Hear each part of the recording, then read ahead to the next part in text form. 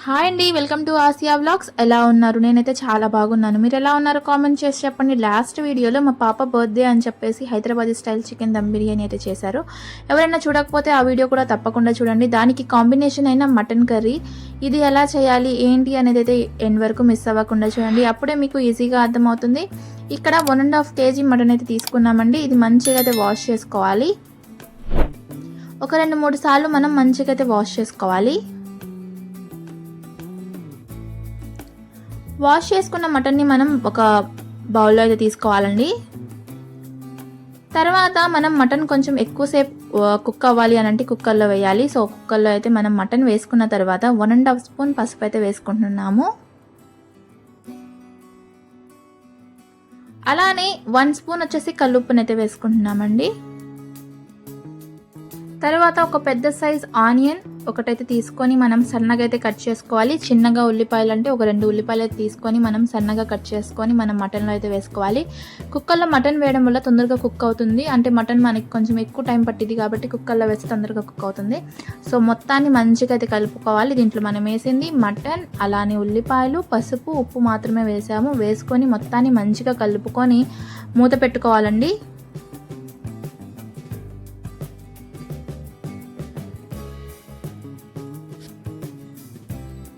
ఇప్పుడు stove on చేసుకొని already మనం మటన్ కలిపి పెట్టుకున్నాం కదా, అది మనం స్టవ్ మీద పెట్టుకొని ఒక 5 నుంచి 6 విజిల్స్ వచ్చే వరకు మనం మంచిగా అయితే కుక్ చేసుకోవాలి.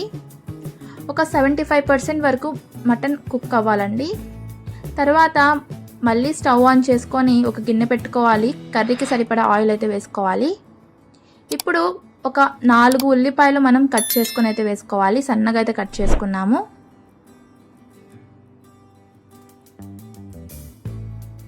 చిన్నవైతే 4, పెద్దవైతే ఒక 2.5 ఉల్లిపాయలు అయితే మనం కట్ చేసుకొని అయితే వేసుకోవాలి. ఇప్పుడు తొందరగా కుక్ అవ్వడం కోసం కల్లుప్పుని అయితే వేసుకున్నాము. ముందే చెప్తున్నాను, కల్లుప్పు కొంచెం చూసుకొని వేసుకోవాలి. ఆల్రెడీ మనం మటన్లో అయితే ఉప్పు వేసాము. సో ఇక్కడ కొంచెం కల్లుప్పుని అయితే వేసుకుంటున్నాము, ఎందుకంటే ఉల్లిపాయలు తొందరగా కుక్ అవుతుంది. ఇప్పుడు మనం అల్లం వెల్లుల్లి పేస్ట్ అయితే వేసుకోవాలి. ఎప్పుడైనా మనము బిర్యానీ చేసినా, నాన్ వెజ్ కర్రీస్ చేసినా మనకు అల్లం వెల్లుల్లి పేస్ట్ ఫ్రెష్ అనేది వేస్తే మనకి ఆ టేస్ట్ చాలా బాగుంటుంది. సో ఇక్కడ మాకు 3 స్పూన్స్ అల్లం వెల్లుల్లి పేస్ట్ అయితే పట్టింది. ఇది ఆయిల్లో మంచిగా అయితే ఫ్రై చేసుకోవాలి. పచ్చి వాసన పోయే వరకు మనం అల్లం వెల్లుల్లి పేస్ట్ అనేది ఫ్రై చేసుకోవాలండి. లేకపోతే మనం కర్రీలో ఆ పచ్చి వాసన అయితే ఉంటుంది. సో అల్లం వెల్లుల్లి పేస్ట్ అనేది పచ్చి వాసన పోయే వరకు మంచిగా అయితే ఫ్రై చేసుకోవాలి.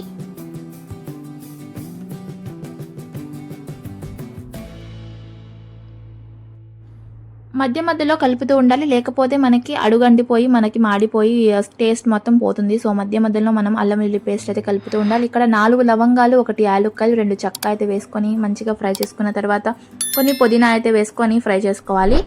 మనకి అల్లం వెల్లుల్లి పేస్ట్, ఉల్లిపాయలు మంచిగా ఫ్రై అయిపోయింది. ఇప్పుడు ఆల్రెడీ మనం కుక్ చేసుకొని పెట్టుకున్న మటన్ ఉంటుంది కదా, అది కూడా వేసుకొని కుక్ చేసుకోవాలి. ఒక 10 నిమిషాలు మీడియం ఫ్లేమ్లో అయితే పెట్టుకొని మనం కుక్ చేసుకోవాలండి. ఆల్రెడీ మనం వాటర్ అయితే ఏమీ వేయలేదు, కానీ మటన్ మనం ఉడికినప్పుడు వాటర్ అంతా బయటకు వచ్చేసి చూడండి ఎన్ని వాటర్ వచ్చేసినాయో. మనకి మటన్ కర్రీలో వాటర్ వేయకుండానే మనం మటన్ కర్రీ చేయొచ్చు.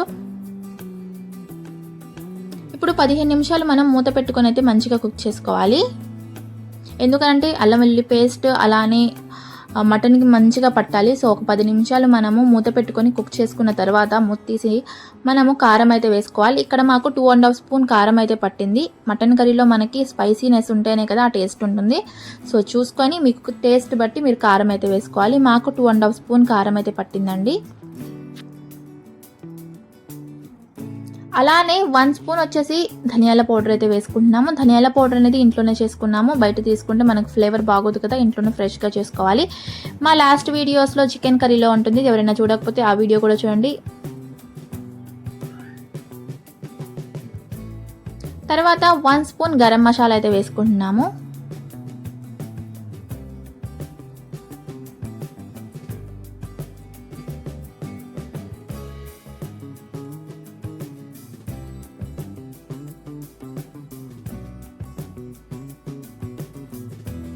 అలానే 1 స్పూన్ వచ్చేసి మీట్ మసాలా, అంటే మటన్ మసాలా ఉంటుంది కదా, అలా అది వేసుకోవాలన్నమాట. అది మనకి బయట స్టోర్లో దొరుకుతుంది.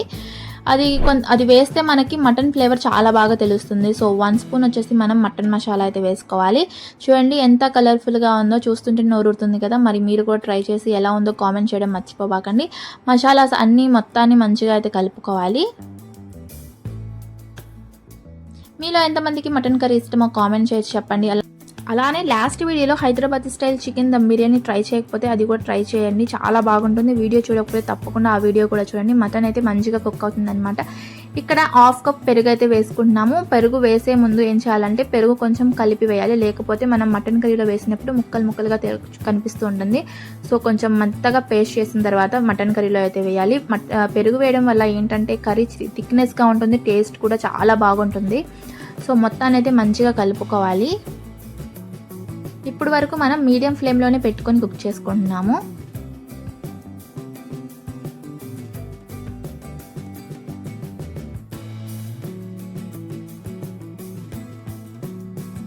తర్వాత పచ్చిమిరపకాయలు మనం సన్నగా కట్ చేసుకొని ఒక 4 పీసెస్ లాగా చేసుకొని ఒక 2 పచ్చిమిరపకాయలు అయితే పైనుంచి అయితే వేసుకోవాలి. ముందే ఆయిల్లో వేయడం వల్ల ఏంటంటే పచ్చిమిరపకాయలు కొంచెం మాడిపోతుంది, ఆ టేస్ట్ రాదు. సో ఈ టైంలో వేస్తే మనకు టేస్ట్ చాలా బాగుంటుంది. ఇప్పుడు కొత్తిమీర అయితే వేయాలి. ఏ కర్రీస్లో అయినా కొత్తిమీర వేయకపోతే ఆ కర్రీ అనేది ఇన్కంప్లీట్ కదా. సో ఇక్కడైతే మనం కొత్తిమీర వాష్ చేసుకొని సన్నగా కట్ చేసుకొని పైనుంచి వేసుకొని ఇప్పుడు సిమ్లో పెట్టుకొని మరో 10 నిమిషాలు అయితే మనం కుక్ చేసుకోవాలి.